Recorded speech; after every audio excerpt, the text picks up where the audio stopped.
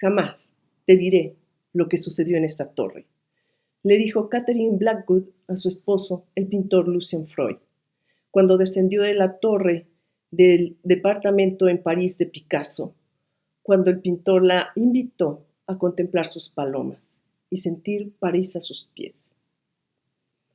Una vez en la torre, Picasso la besó y lo demás no lo sabemos nunca, porque Catherine no lo quiso revelar. Degas confesó veladamente en sus diarios haber forzado a una joven, y la pintura, la violación, se dice que es una imagen de lo que sucedió entonces. Manet invitó a posar a su sobrina de 16 años para el desnudo de la obra Olimpia, que por cierto fue un escándalo en el Salón de París. Leonardo tuvo que huir de Florencia a raíz de los escándalos con sus numerosos amantes hombres, la promiscuidad de Bacon, el alcoholismo de Matt Rothko. Todos ellos crearon obras maestras. Todas esas obras son indispensables en la historia del arte. El artista tiene dos obras. Una es su obra, la otra es su propia vida, y muchas veces esta destruye a la obra.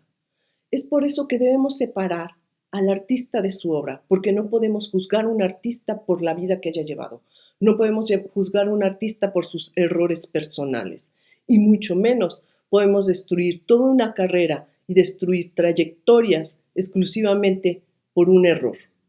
Encender la hoguera y llevar a ella las obras de arte, perseguir a los artistas por errores del pasado, es una de las costumbres, es una de las armas del neopuritanismo para destruir al arte.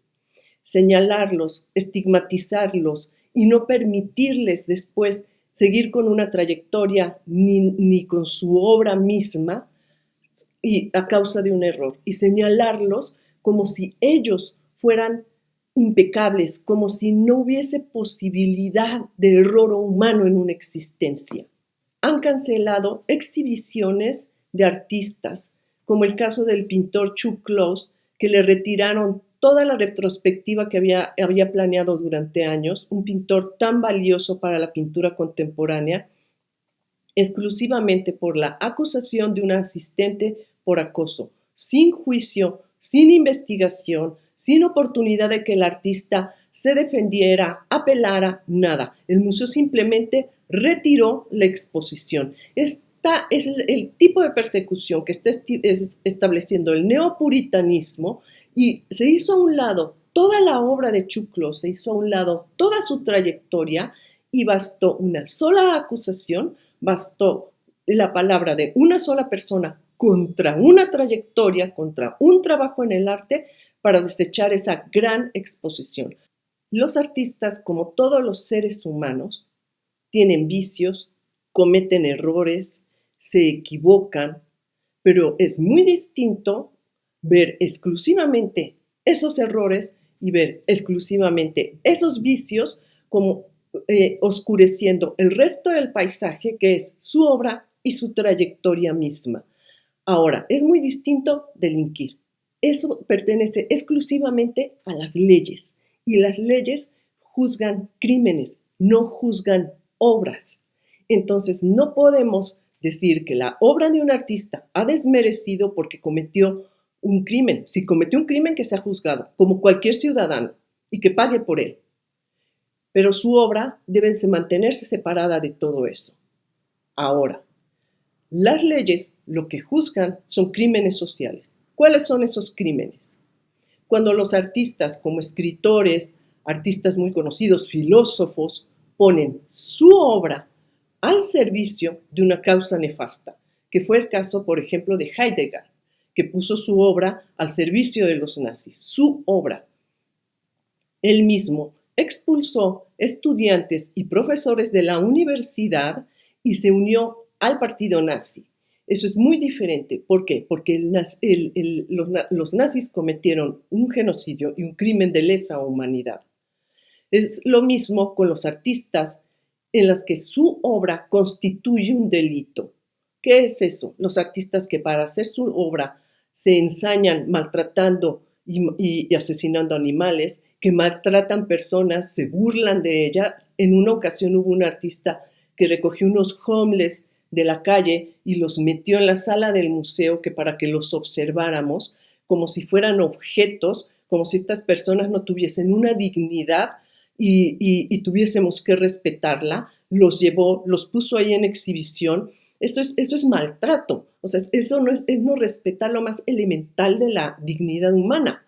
Los artistas que por decir voy a hablar en contra del racismo y toda su obra se convierte en un statement racista y nos damos cuenta que es una trampa, esos artistas son criminales. Esos artistas están enmascarando su trabajo para cometer un delito y que ese delito sea permisivo para la sociedad a través del arte. Entonces, no hay arte sin ética, porque esas acciones obviamente son violaciones a la ética. Es muy diferente los artistas que cometen un error en el ámbito estrictamente de lo privado y sale a la luz y en ese momento se destruye su carrera. Los artistas actuales son muy vulnerables a eso.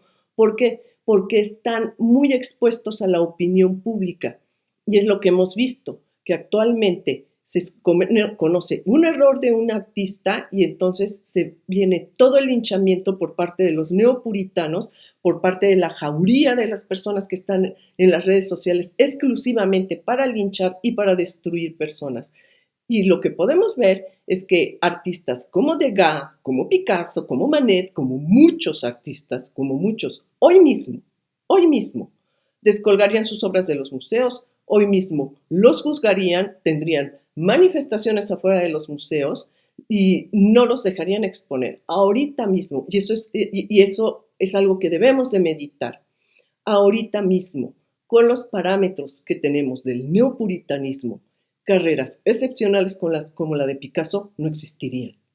Ya habrían sido aniquilados por la opinión pública. Si alguien hubiese encontrado los diarios de Degas, si alguien si hubiera sido pública, digamos, la promiscuidad de Bacon, todo eso nosotros ahorita no tendríamos esos artistas y no tendríamos esa obra, exclusivamente por el criterio moralígeno de un grupo que además no entiende el arte y no sabe hacer arte. La decisión de ser virtuosos en la vida privada y en la vida pública y en la obra es una decisión estrictamente personal, no una imposición de los neopuritanos. Es una gran paradoja saber que grandes obras, que obras que nos han conmovido, que obras que significan muchísimo para nosotros en la música, en la poesía, en las artes visuales, a veces fueron creadas por personas que cometieron actos reprobables. Pero eso es justamente el misterio del arte. Eso es justamente el misterio de la naturaleza humana. Y es algo que debemos entender porque a eso estamos todos expuestos. A tener a veces actos completamente virtuosos y a veces actos que ni nosotros mismos entendemos cómo los llegamos a cometer. Por eso debemos saber separar la obra del artista de la vida del artista, porque debemos entender que en eso justamente radica la naturaleza humana. Separemos al artista de su obra, admiremos lo admirable y aceptemos que esos espíritus atormentados aportaron mucho de ese dolor, mucho de esos actos en su propia creación, y que tal vez la obra de Bacon no hubiera sido la misma si él no hubiera llevado esa vida, que la obra de muchos artistas no hubiese sido la misma sin tal vez esos errores. Y pensemos que tal vez eso le dio un toque fatal a la belleza que estamos contemplando. Si este video te gustó, por favor da clic, compártelo, eso es muy importante para que sigamos viendo y hablando sobre arte. Este es uno de los primeros videos que vamos a hacer de las sugerencias que mandaron en Instagram y de las sugerencias que van a mandar aquí en los comentarios. Hasta pronto.